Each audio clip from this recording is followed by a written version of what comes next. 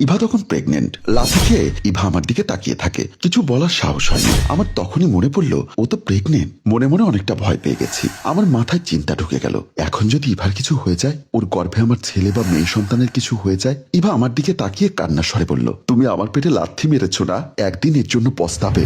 সোফায় বসে এসব ভাবছি।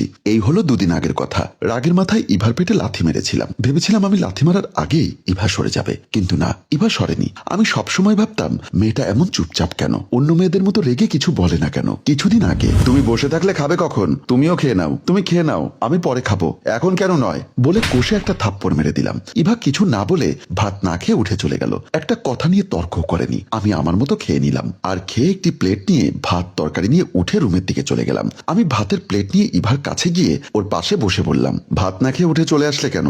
ইভা আমার কথার কোনো সারা শব্দ দিল না। আমি ওর পাশে মাথায় হাত বুলিয়ে বললাম, দেখো একটু একটু এমন হয়, তাই বলে যে ভাত খাবে না এটা কিন্তু আমার একদম পছন্দ না। সরি চড় মেরেছি তার জন্য।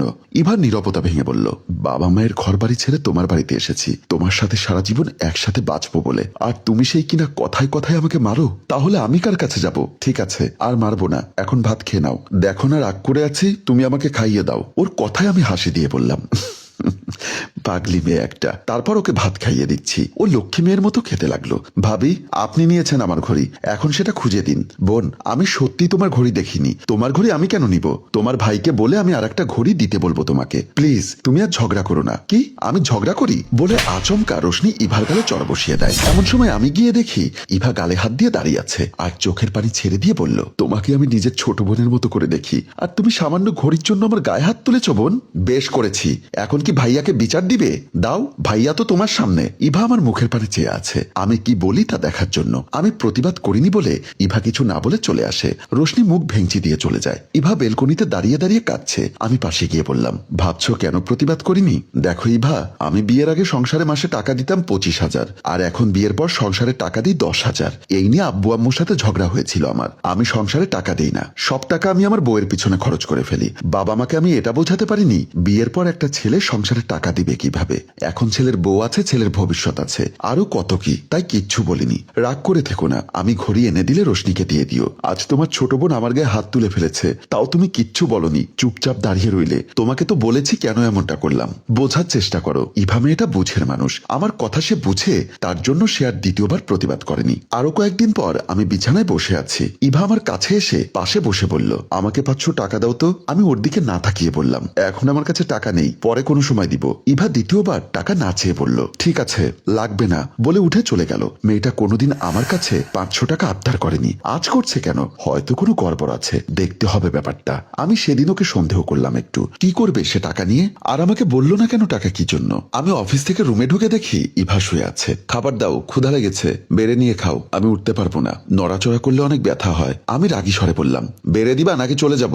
আচ্ছা উঠছি, তুমি ফ্রেশ হয়ে নাও বলে সে উঠে চলে যায়। খাওয়া শেষ করে দুজনে ঘুমিয়ে যাই। মধ্যরাতে ব্যথায় ইভার ঘুম ভেঙে যায়। ইভা আমাকে ডেকে বলল, ওই ওঠো না, পাশের রুম থেকে একটা ব্যথার ওষুধ নিয়ে এসো। আমি বিরক্ত হয়ে বললাম, তুমি আনতে পারো না, আমাকে ডাকছো কেন?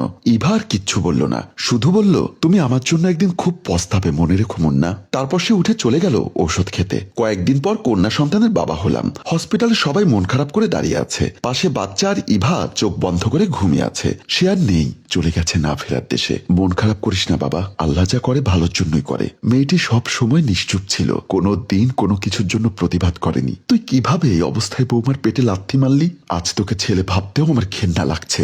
আমি কান্নারত চোখে ইভার দিকে চেয়ে আছি। নিজেকে আজ বড্ড একা বোধ হয়। ইভাকে ছাড়া এক রাতও ঘুমোতে পারি না। বাচ্চাটাকে রোশনি রাখে, আমার বাম পাশের বিছানাটা খালি লাগে। আজ আমি খুব পস্তাচ্ছি ইভার জন্য। বলেছিল আমি খুব পস্তাবো, ওর কথাটাই রয়ে গেল। মধ্যরাতে আমার ঘুম ভেঙে যায়। নিজেকে অনেক অসহায় মনে হয়। ইভাকে আমি ফিরে পেতে চাই, আমি জানি চাইলেও আর ফিরে পাবো না। সে আজ আমার কাছ থেকে অনেক অনেক দূরে চলে গেছে।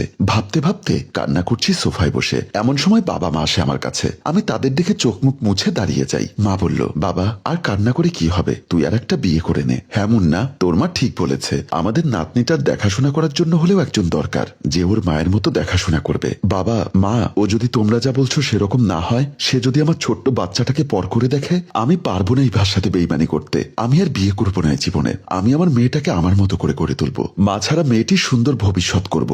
এখন থেকে আমার শপথ শুধু সেটাই। তোমাদের কথা রাখতে পারছি না বলে আমাকে মাফ করে দিও বলে আমি সেখান থেকে চলে গেলাম। রোশনির রুমে গিয়ে দেখি রোশনি আমার বাচ্চাটাকে কোলে নিয়ে খেলছে। সে নিজে নিজে আমার মেয়ের সাথে কথা বলছে জানি না মা, তোমার মা আমাকে ক্ষমা করেছেন কিনা। বিনা কারণে কতবার ঝগড়া করেছি। আমি তোমাকে অনেক বড় করব মামনি। আমার রোশনিকে সব বলতে দেখে চোখ দিয়ে পানি ঝরে। ভালো থেকো ইভা, আর পারলে আমাকে ক্ষমা করে দিও। বুঝিনি তুমি থাকতে তোমার মূল্য। সম্মানিত ভিউয়ার্স, গুণীজনেরা বলে থাকতে মূল্য দিও, হারিয়ে গেলে আর পাবে না। তাই সময় থাকতে মানুষকে মূল্যায়ন করতে শিখুন। পরিবারকে নিজের মতো করে আগলে রাখুন। ভালো থাকুক সকল পরিবার।